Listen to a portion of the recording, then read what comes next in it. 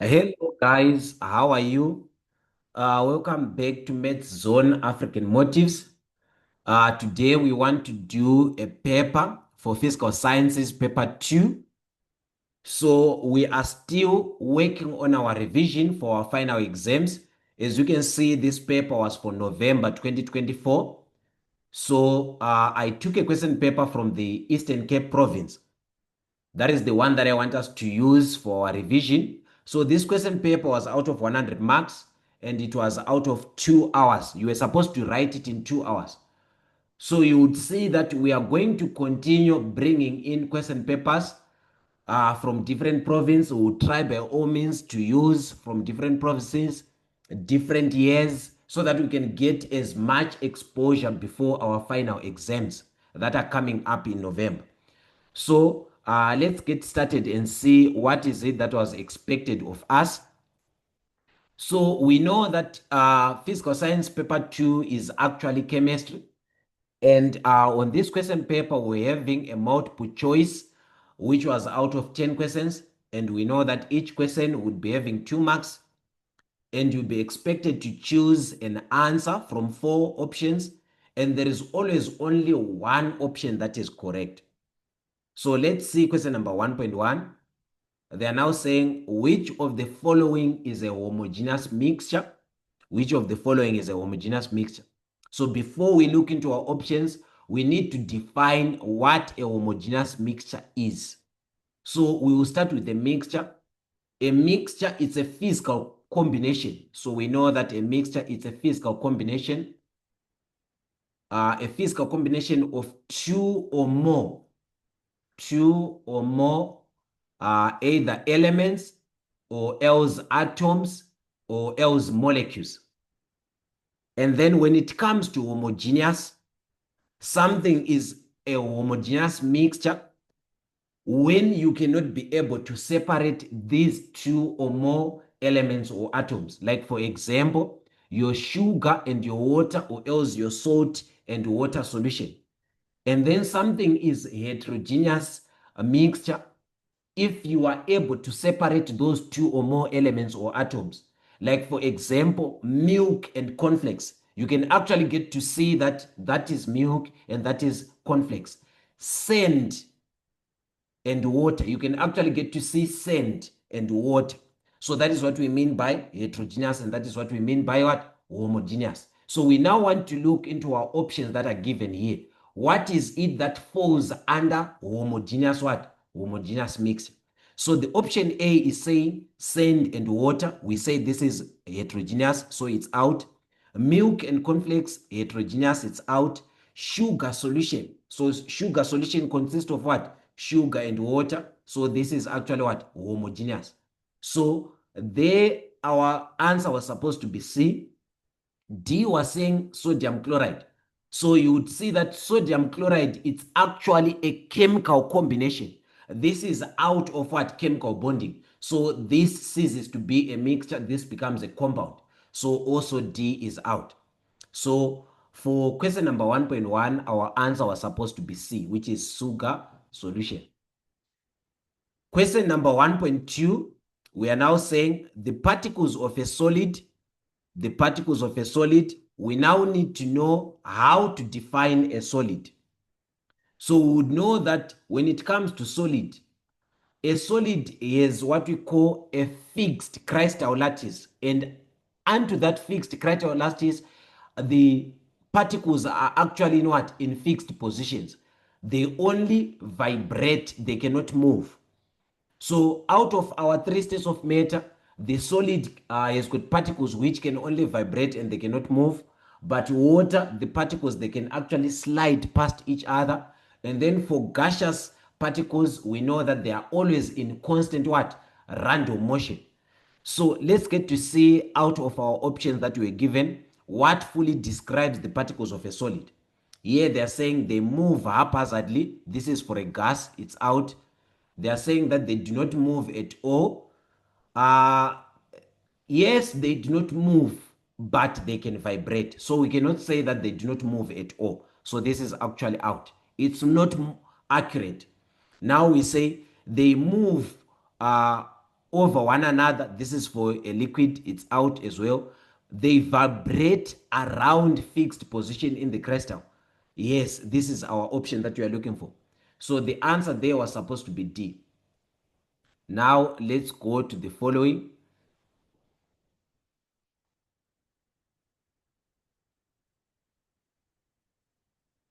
So now we are now on question number 1.3. It is saying when atom X of an element in group 17, which is group 7, ionizes to become X, the dash option A is the mass number of X increases, the atomic number of X decreases, the number of electrons decreases, the number of electrons increases. So here we are now looking for the what? For the option which is more accurate. What happens when an element from group 7 ionizes? So ionization is actually what? We are gaining charge. And how do we gain charge? It's either by receiving electrons or else by losing them.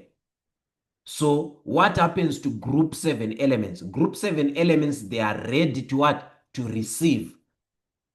So we can only ionize group 7 by what? When the number of electrons increases. So the option here was what? Was D.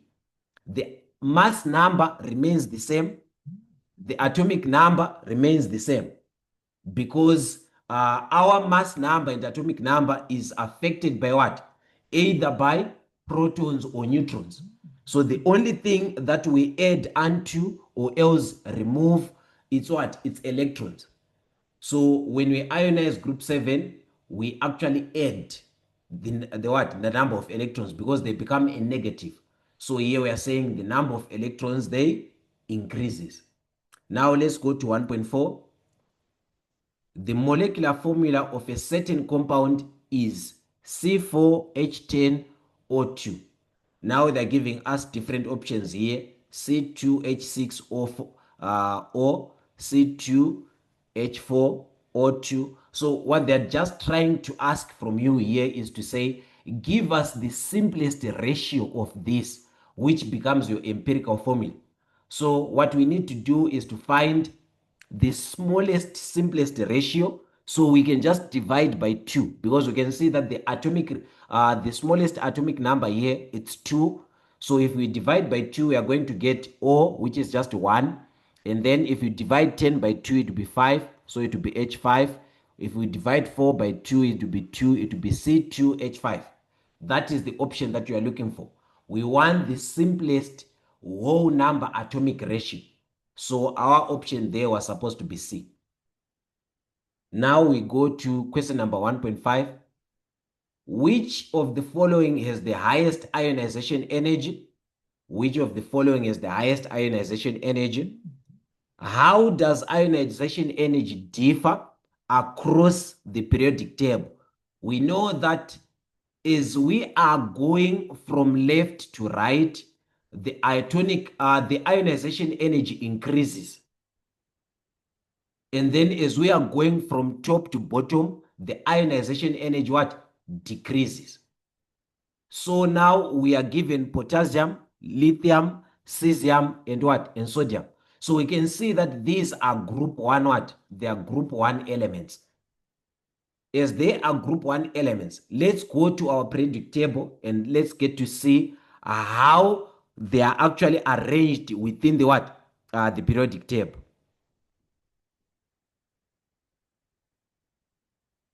So here is our periodic table.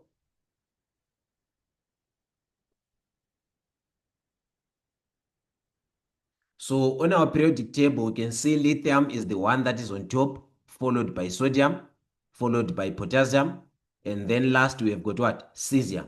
So we say that the ionization energy, it increases across from left to right, and then it decreases from top to bottom. So the one that has got the highest ionization energy becomes lithium. So our option there was supposed to say what? Lithium. The one that has got the highest ionization energy becomes what? It becomes lithium.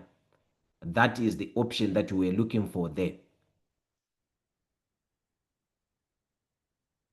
So here our option was supposed to be B. The one that has got the highest ionization energy was what? Was lithium.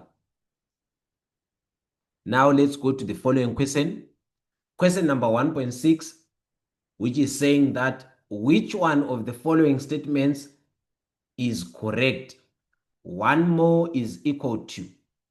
So what is equivalent to 1 mole given these different compounds? We know that 1 mole of a compound is equal to the what? To the atomic mass of that compound. So here we can see that 44 grams of what? Of carbon dioxide. So what is the atomic mass of carbon dioxide? Or else the molecular mass of carbon dioxide? We can see that here we've got carbon, which has got an atomic mass of 12, plus oxygen, which has got 16 times 2, it becomes 32. So if we add, we are going to have 44 grams. So the total molar mass of carbon dioxide becomes 44 grams. So 44 grams of carbon dioxide is equivalent to what? To 1 mole. This is true. And then for 32 grams of oxygen, we know that each atom of oxygen carries 16 grams. If there are two, they become 32. So 32 grams of oxygen would actually be equal to 1 mole. That is also true. But 14 grams of nitrogen, each atom of nitrogen carries 14. So if there are two, they become 28. So 1 mole is equivalent to 28 grams of nitrogen, not 14 grams of nitrogen. So this one is out. So on our options, we've got option A, 1 and 3. This is wrong. Option B, 1 and 2. This is correct. Option 3, 3 only. It's wrong. Option D, 1, 2, and 3. It's wrong. So our correct and more accurate option there was B. Now let's go to 1.7. Which graph represents atomic radius versus atomic number for the elements in period 2?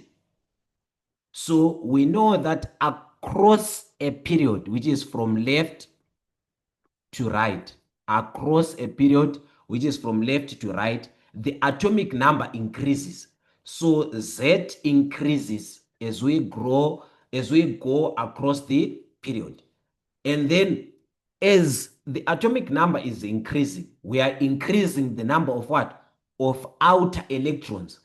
As we are increasing the number of outer electrons, also the number of protons within our nucleus increases. That increases what we call the nuclear charge. That nuclear charge is the one that attracts the outer electrons. As the outer electrons are being attracted towards the nucleus, the radius decreases. So we would see that the radius decreases as the what? As the atomic number is increasing. This is due to the increase of the nuclear charge. So the graph that we are looking for is when the radius is decreasing while the atomic number is increasing. So A is actually out. B, we can see that the radius is decreasing as the atomic number is increasing. So this is the graph that we are looking for. And then option C is out. Option D is also out. So the correct answer for 1.7 was B. Now let's go to 1.8 there. Let's go to 1.8. 1.8 is saying the tendency of an atom in a molecule to attract the bonding electrons is known as the tendency of an atom in a molecule to attract the bonding electrons. This is known as the electronegativity. This is how we define the what? The electronegativity. Let's look at our option. Atomic radius. Atomic radius, this is just the what? This is the number of outer electrons that you are having, or else let's get to say the distance from the nucleus to the outer shell. So this is out. Electron affinity, this is the energy released when we what? This is the energy that is released when we shed electrons. And then electronegativity, this is our option that we are looking for. So the answer there for 1.8 was C, because ionization energy, this is the energy that we need to remove or else to shed an electron. And this is the same definition that I use for electron affinity. Electron affinity, this is the energy that is released when we attract a what? An electron. And then electronegativity, this becomes the tendency of an atom in a molecule to attract bonding electrons. So our option there was what? C. Now let's go to the following. Question number 1.9 was saying the balanced chemical equation represents the reaction between methane and steam. And this is the balanced chemical equation that they've given you. And you can see that 1 mole of methane reacts with 1 mole of steam to form 1 mole of carbon dioxide, carbon monoxide, plus 3 moles of hydrogen. Now they're saying the volume of methane in cubic meters needed to form 150 cubic centimeters of hydrogen at the same temperature and pressure is. I'm sure here they made a mistake. They wanted to say in what? In cubic centimeters. So how much of methane volume would be needed to form what? 150 cubic centimeters of what? Of hydrogen. You can see that the ratio between methane and hydrogen is what? It's 1:3. So we will need 1/3 of hydrogen. We will need 1/3 of hydrogen in terms of volume when it comes to what? To methane. So we can actually get to see that we are requiring 1/3 of the total volume of hydrogen. That is what? That is formed of the total volume of methane. So here we are just going to say 1/3 of what? Of 150 cubic centimeters. And this becomes what? 50 cubic centimeters. So our answer there was supposed to be B, because the molar ratio there is 1:3. So the mole ratio transfers to become the what? The molar volume ratio. So the answer there was supposed to be B. Now let's go to 1.10. The formula of Epsom salt, which is given as what? Hydrated magnesium sulfate. Then they are saying that the mass in grams of that hydrated magnesium sulfate needed to prepare 1 decimeter cubed of the solution with concentration of 0.1 mole decimeter cubed is. So here they want us to find the what? The mass of this. How do we find the mass? We know the relationship that says the number of moles is equals to mass over molar mass. Mass over what? Over the molar mass. Let's just get to represent the molar mass as MR. So the molar mass here we can be able to calculate. And then what about the number of moles? Because we are looking for mass. The number of moles, we can also have the other combination, or else the other formula which says concentration is equal to what? Number of moles over the volume that is given there. So here we are given concentration, which is what? 0.1. And then we are given a volume of what? Of 1. So the number of moles becomes what? 0.1 moles. So we now have the number of moles. We can find the molar mass, and then we can certainly find the what? The mass there. So let me just get to rub here so that we can actually see and follow. So the MR, which might be the molar mass there, would be of magnesium, which is 23, plus sulfur, 32, plus oxygen, which is 16 times 4, plus this is 7 times of water. We know that this becomes 2 plus 16, that becomes 18. So the total here can actually be equal to what? This would actually be equal to, it is supposed to give us 246. And then after 246, the number of moles, we say that they are going to be concentration times volume. The concentration that is given is 0.1 mole per decimeter cubed times 1 decimeter cubed, that is equal to 0.1 moles.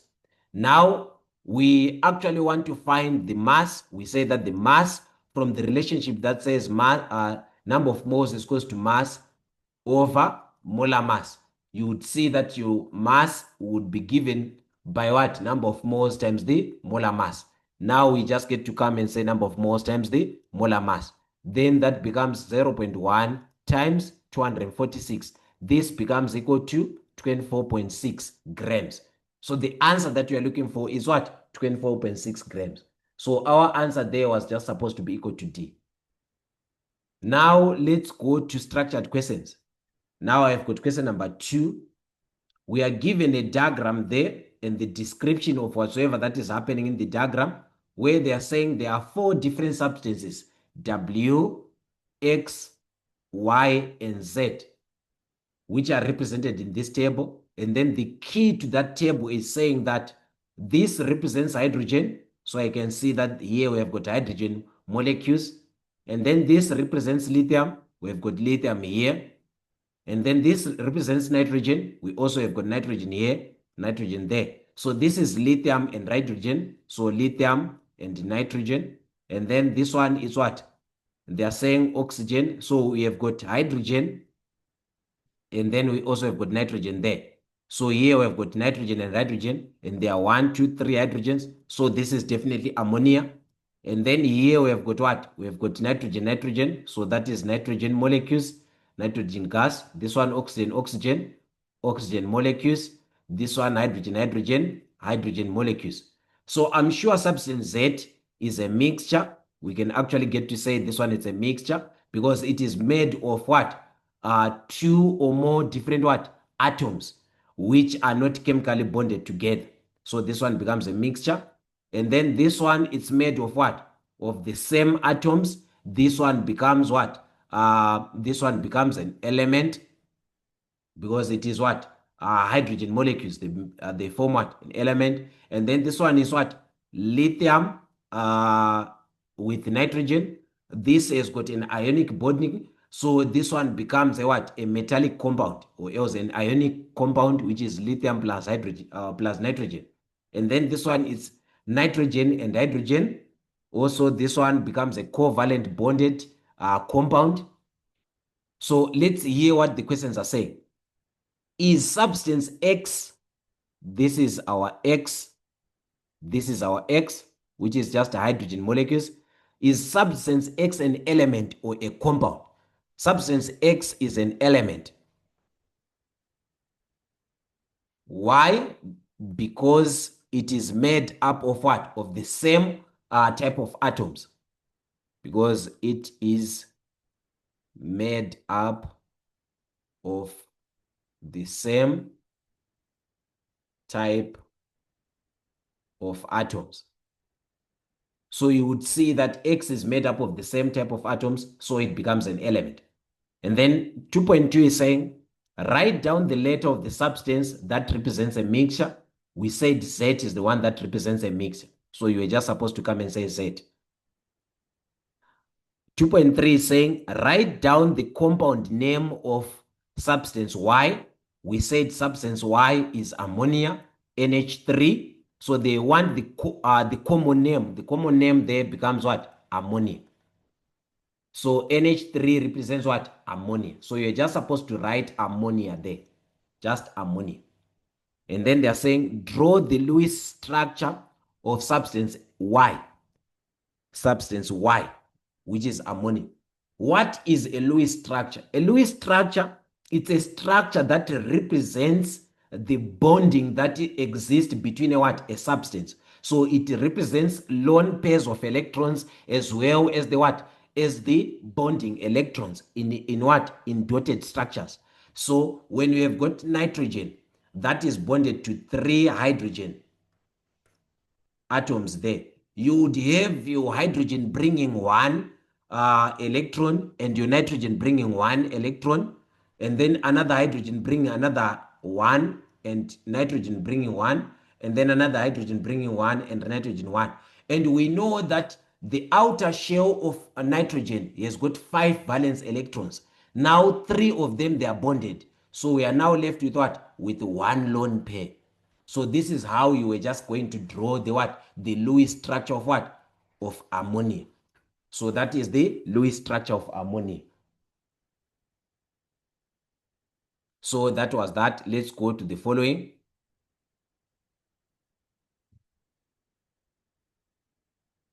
Now we are on 2.5. Identify the type of chemical bond between the atoms in substance W. So what is it that we named substance W? This is what? Substance W. Let me just get to rub. We've done this so that we can see our substance W. That is substance W. So you can see that substance W, it's actually made of what? Of lithium and what? And nitrogen. So a combination of lithium and nitrogen. What happens here? This one is a metal, and then this one is a what? It's a non-metal. So you would see that there is a what? There is an ionic bonding. So in W, there is what? Ionic bonding. So there will be transfer of electrons from the metal to the what? To the non-metal. So our question was saying, identify the type of chemical bonding between the atoms in substance W. It is what? Ionic bonding. Why? Because it is made up of a what? Of a metal and a non-metal. We know that there will be what? Transfer of electrons. And then they're saying hydrogen gas and nitrogen gas, they react to produce substance Y. Where we say substance Y, it's ammonia, NH3. Now they're saying, write down the balanced chemical equation for the reaction that takes place when nitrogen, which is a molecule, plus hydrogen reacts to form NH3. We now need to balance the number of atoms this side and the number of atoms that side. So you will see that this side I've got 2 nitrogen. So this side I need to have 2. And then now I have got 6 hydrogen atoms. I now need to have 3 there. So this is the balanced what? Chemical equation. You can now come and say this would be a gas and this one will be a gas to also form a what? A gas. That becomes a balanced what? Chemical equation of nitrogen reacting with hydrogen to form what? Ammonia. Now they are saying, is this a synthetic or a decomposition reaction? We need to define what a synthetic reaction and a decomposition reaction is. A synthetic reaction is a reaction of two simple reactants, which can either be A plus B, to form a complex. So we have got simple reactants reacting to form what? A complex products. So what we term a synthetic reaction is when you react two simple reactants, which might be A and B, to form a complex product, which would be a chemical bonding of what? Of A and B. So you can see that we have got nitrogen and hydrogen. These are just simple what? Chemical reactants forming a what? A complex product. So this becomes a what? A synthetic reaction. But however, let's just go on and also get to define what a decomposition reaction would be. A decomposition reaction, this is when you have got what? A complex. This is when you have got a what? A complex product decomposing, or else a complex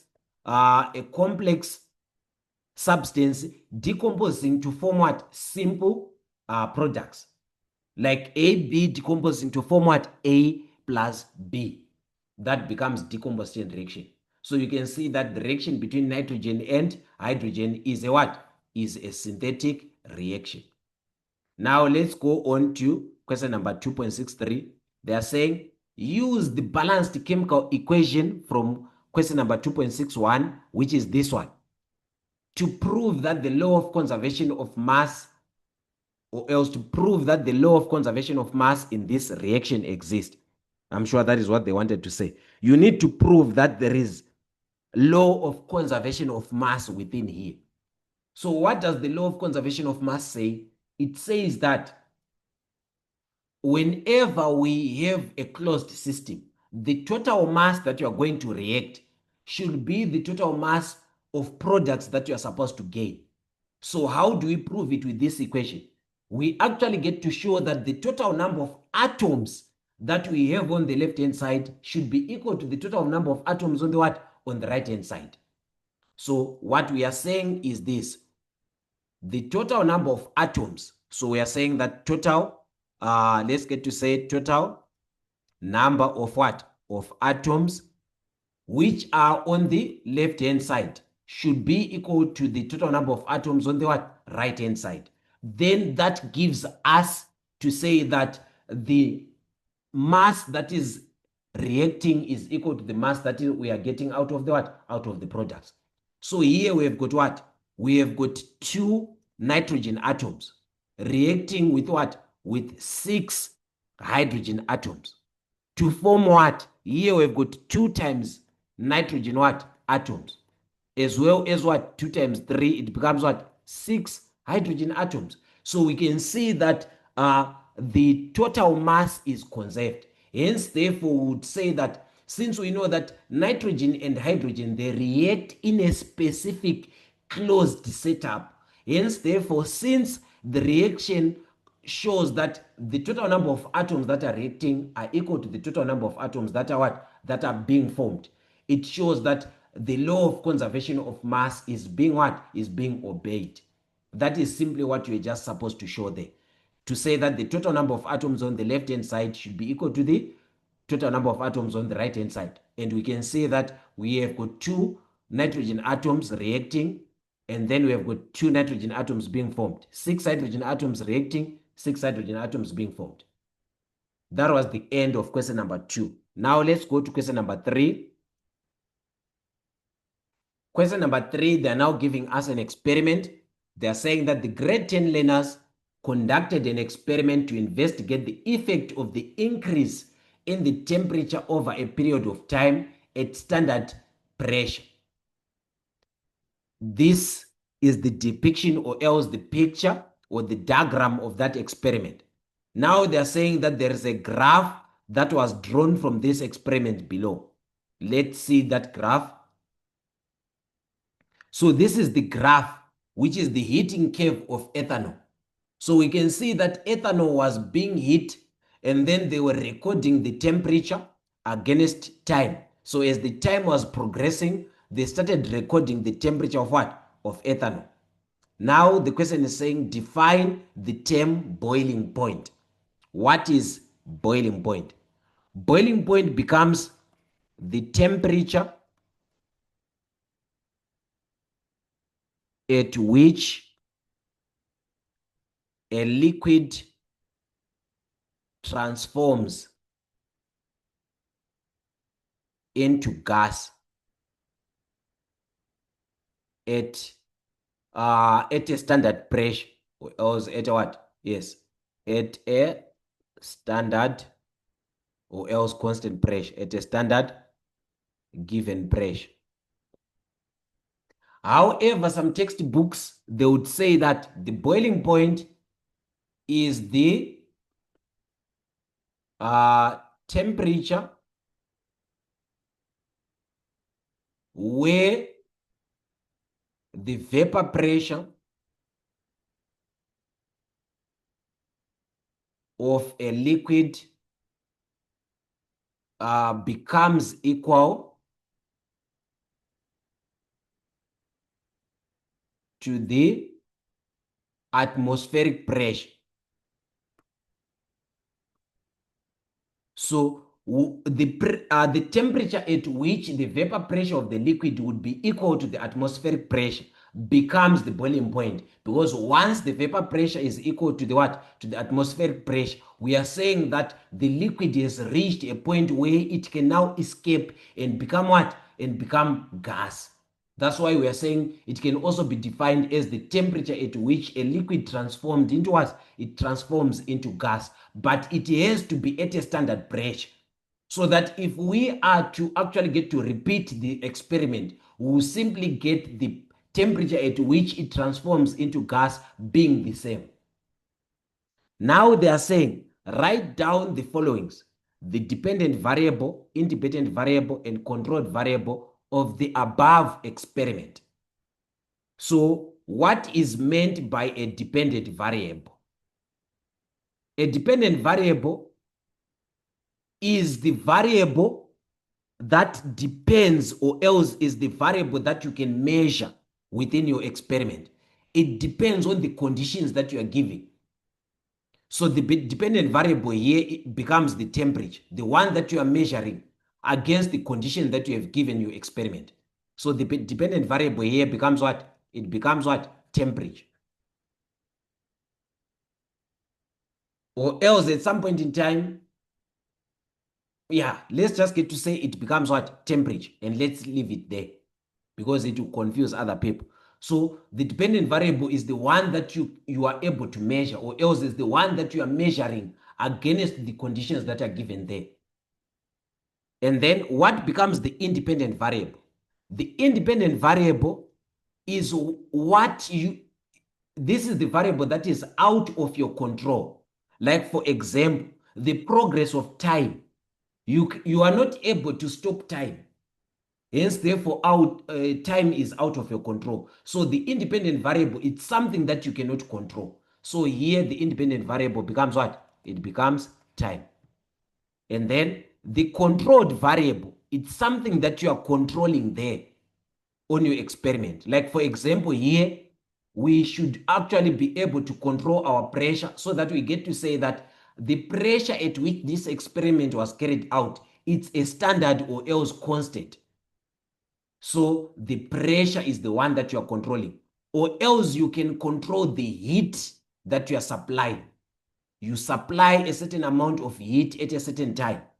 So you can either say what? Pressure or heat, but we'll go with what? With pressure, because we need our pressure to be at a standard what? At a standard value. So our controlled variable there was going to be what? Pressure. So that is how you were going to choose them. Now let's go to the following, which becomes 3.3. Now they are saying that give the name of the apparatus X from that experiment.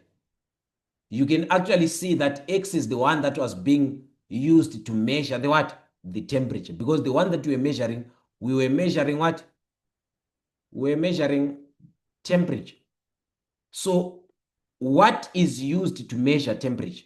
It's a thermometer. We use a thermometer to measure what? To measure temperature. So the apparatus here is a what? It's a thermometer. 3.4. In what phase is ethanol at room temperature? At room temperature, that is at what? At 25 degrees Celsius. At what phase is ethanol? Let's just get to go back to the graph. I'm sure the graph would have given us a what? A better, clear understanding. So you can see that from the graph, sorry. So from the graph here, you would see that we have got a negative 115 degrees Celsius happening at B. I'm sure this is a solid. And we are transforming a solid to a liquid. And then from 115 to 78, we get to what we refer to as the boiling point. So that is where we transform our liquid to what? To gas. So ethanol at room temperature is a what? It's a liquid. If you're going to use this graph was going to help you predict that.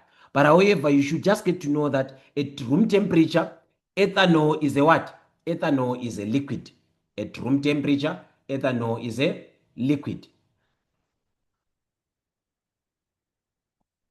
Now explain using kinetic molecular theory what is happening at section B. So we saw that at section B, this is where we're having our graph being like this. At section B, there is no change in temperature. And at section B, it occurs at a value of what? I'm trying to draw or else to take that depiction that we have there. Or else let me just go back to the graph. So at point B there, they're saying explain using the kinetic theory what is happening at point B. What does the kinetic theory of matter say? It says that all substances, they are made up of matter, or else they are made up of small tiny particles. And those small tiny particles, they are always in constant motion. And that motion is governed by the kinetic energy that the substance will be having. So the kinetic energy depends on the state at which the matter would be. So it depends on the state of what? State of matter. We have got a solid, we have got a liquid, and then we have got a what? We've got a gas. And we know that a solid has got a what? A lower kinetic energy. Why? Because its particles are in fixed positions and they are just vibrating around those what? They just vibrate on fixed positions. And then a liquid has got a greater kinetic energy than the solid. Why? Because we are saying that its particles, they can slide past each other. They can slide past each other. And then when it comes to gas, the gas is the one that is having a higher kinetic energy. Why? Because its particles are always in what? In random motion. These one are always in random motion. That is what the kinetic theory of matter says. Now, using this theory, we want to explain what's happening at B. So at B there, we have got a solid being transformed into what? Into a liquid. And we know that when there is phase change, there is always constant what? Constant temperature as we continue to heat. Why? Because the heat that we continue to supply is being used to break down some bonds, or else to break down some intermolecular forces. So here at 115, this is where our ethanol what? Melts. So at B, our ethanol is melting. So what we are supposed to say is at B, ethanol is melting. And when we are melting, we are saying what? We are saying or else we are saying that the heat supplied is being used to what? To overcome the intermolecular forces at a constant temperature. The heat supplied is used to overcome the intermolecular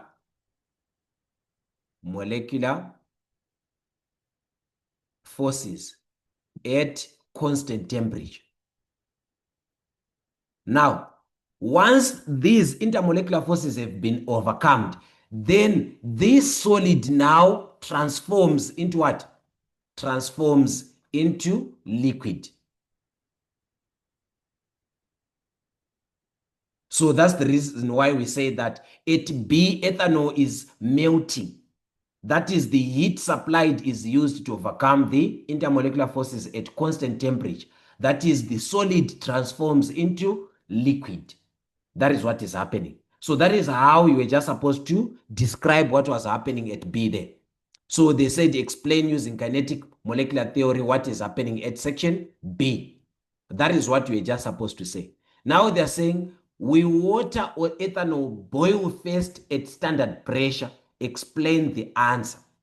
So ethanol boils at 78 degrees Celsius at standard pressure. And then water boils at what? We are saying that ethanol boils at 78 degrees Celsius.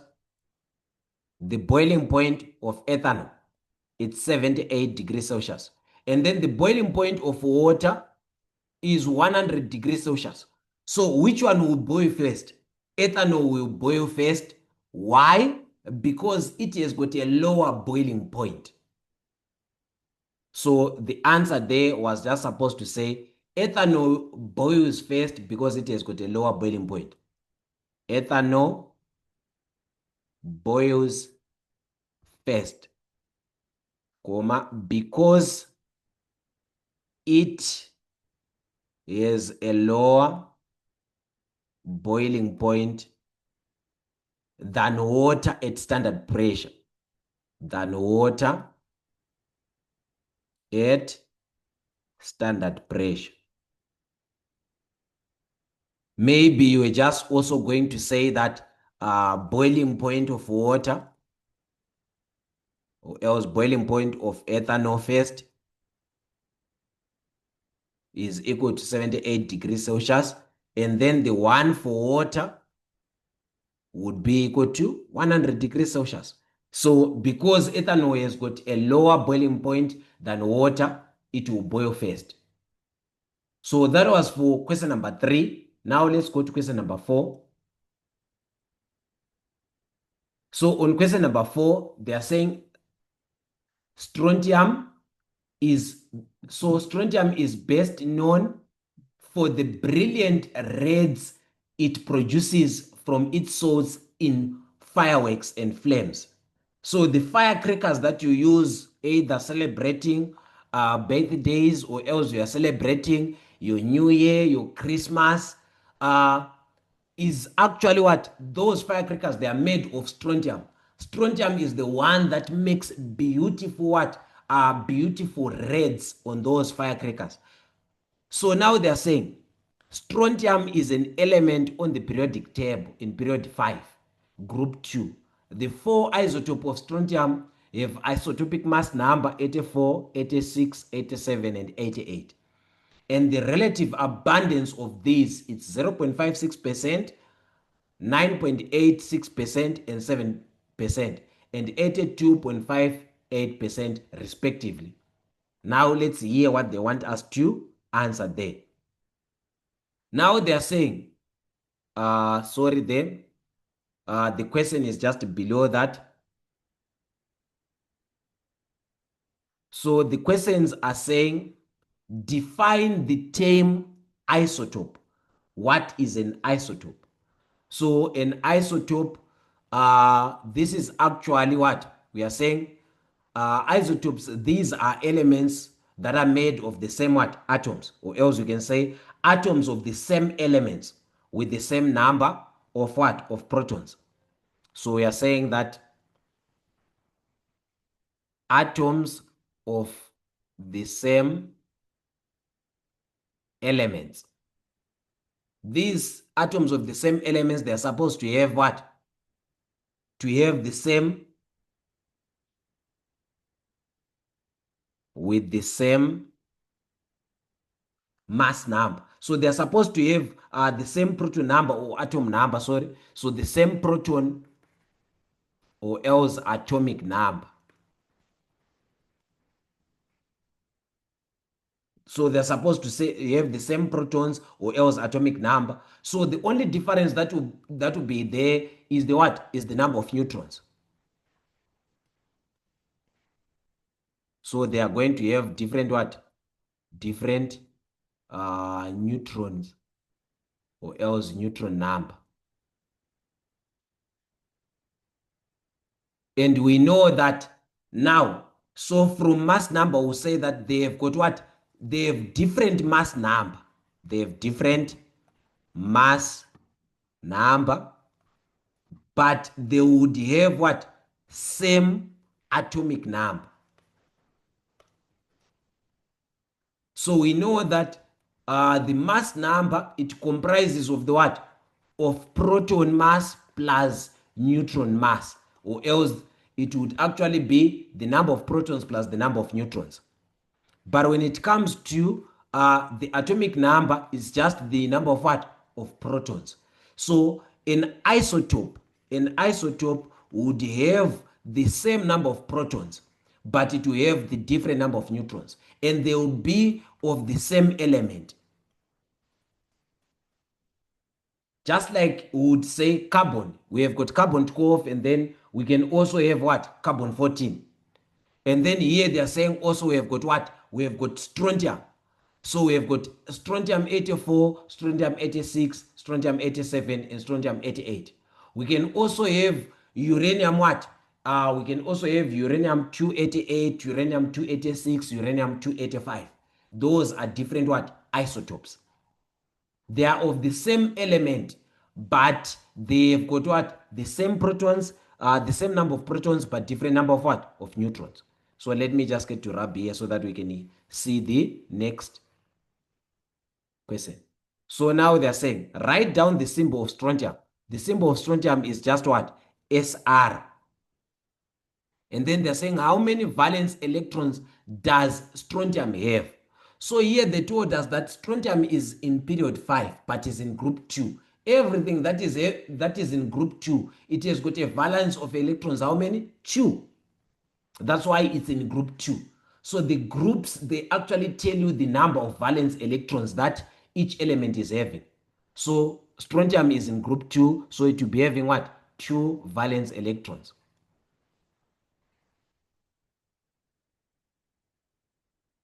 And then here they say compare atomic radius of strontium and that of magnesium.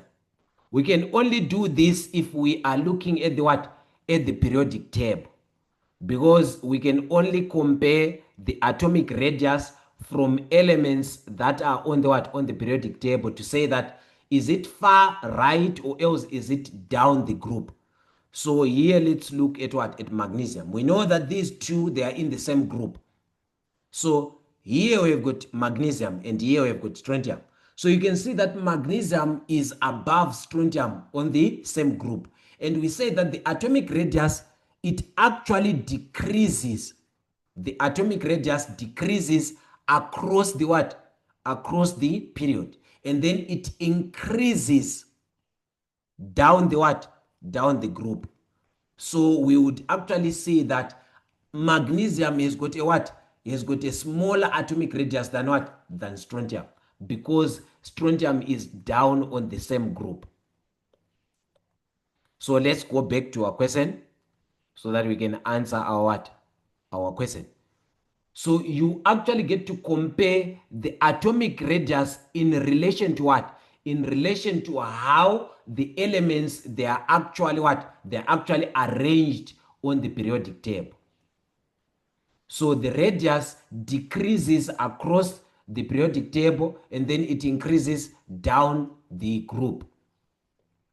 So across a period and down the group. So here they say that.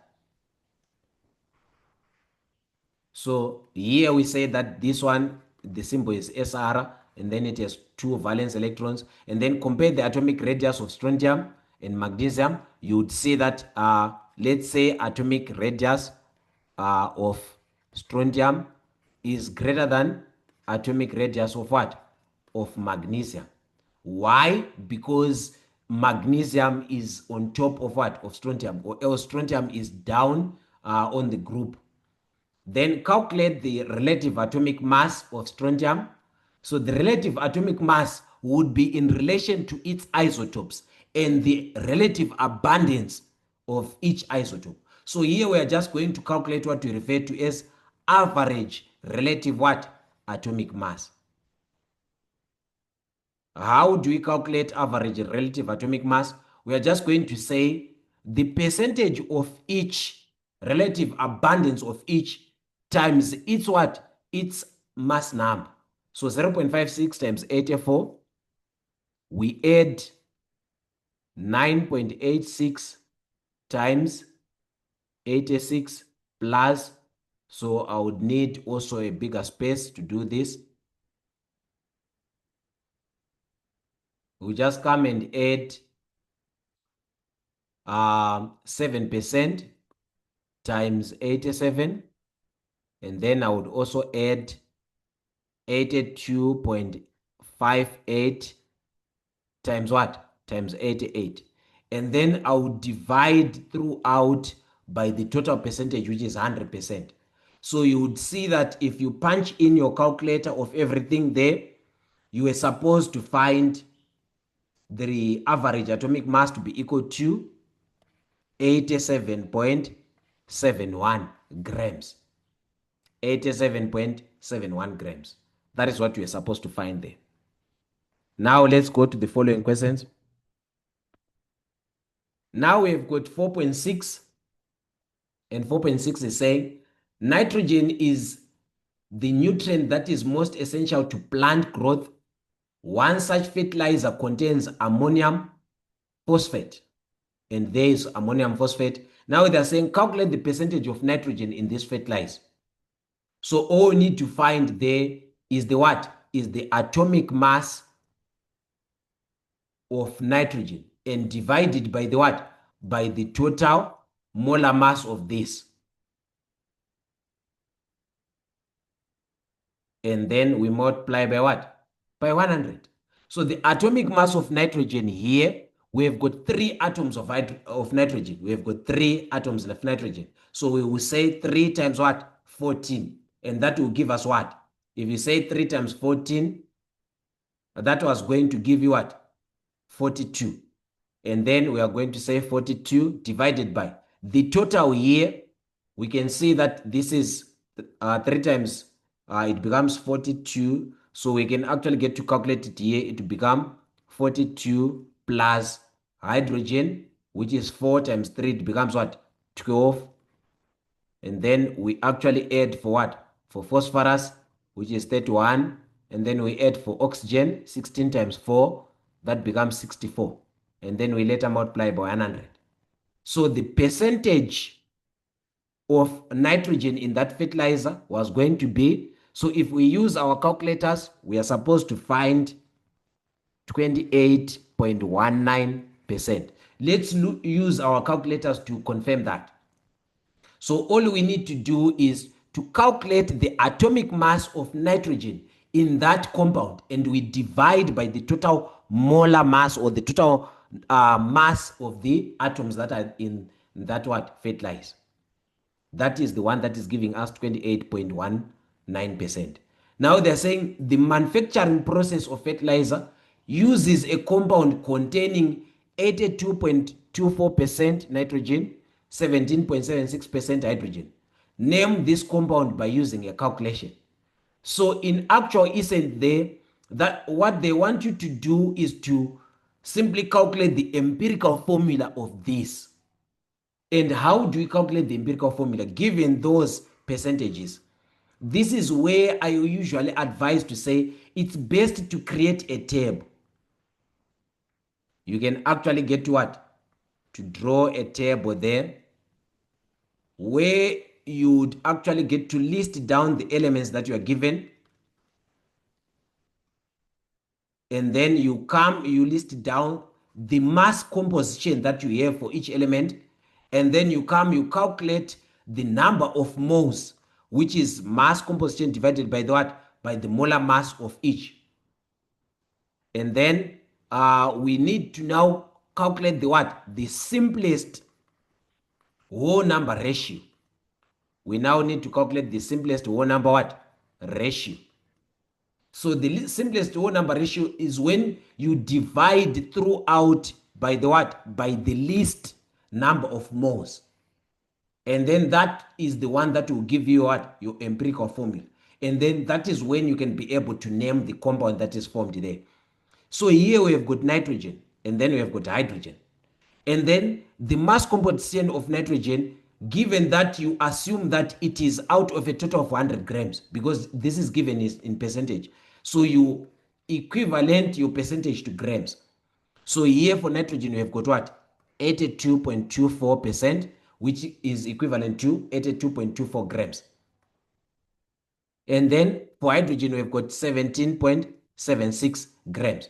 And then to calculate the number of moles of nitrogen there, we divide this by the molar mass of nitrogen. So this becomes 82.24 divided by nitrogen is what? It's 14. So if you divide 82, you say 82.24 divided by 14, you are going to get 5.87. So you are going to get 5.87. If you now divide 17.76 divided by 1, because for hydrogen, the atomic mass there is 1, you are going to get what? 17.76.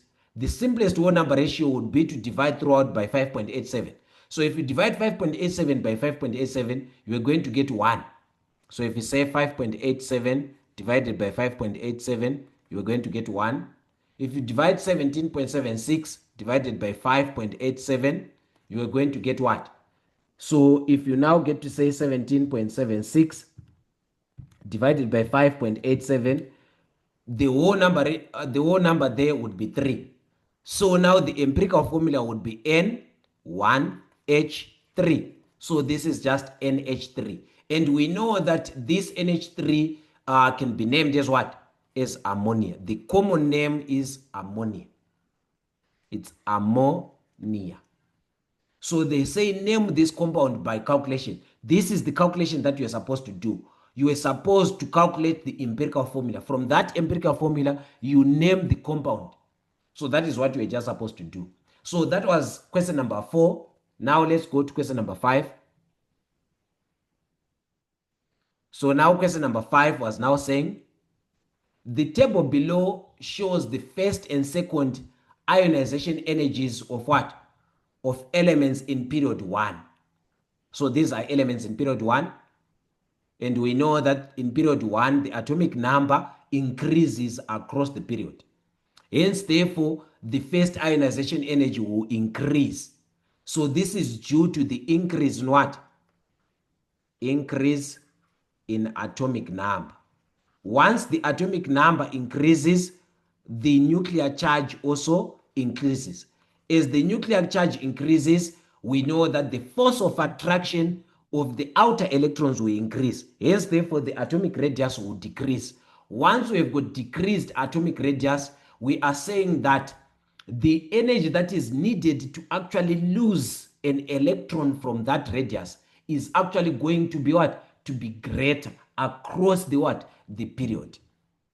So now they are saying, explain why there is a general increase in the first ionization energy on going from left to right across the period.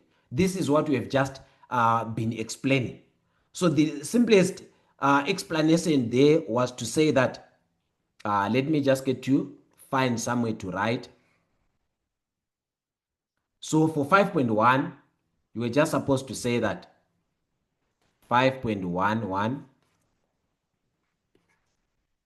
as you move across the period, the atomic number increases.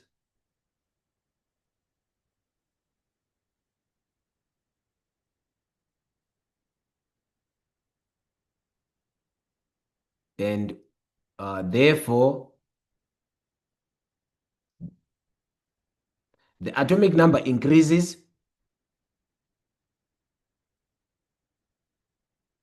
and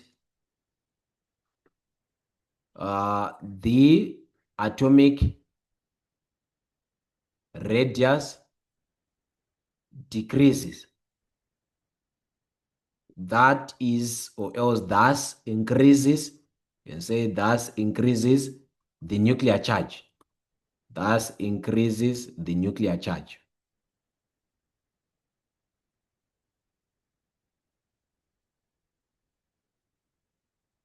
Once your nuclear charge has increased, it simply means that the ionization energy what? Will increase. Therefore, the attraction. So here you can say, therefore, the attraction between the nucleus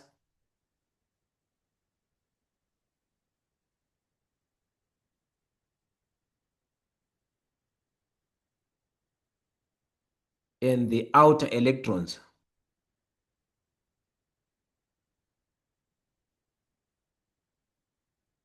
increases. So as you move across the period, that is from what? From left to right, the atomic number increases. As the atomic number increases, the atomic radius decreases. Thus, this increases the what? The nuclear charge. As the nuclear charge increases, it means that the attraction between the nucleus and the outer electrons, it what? It increases. Or else the outer orbital electrons, they increase. This therefore increases our ionization energy. So that is the explanation that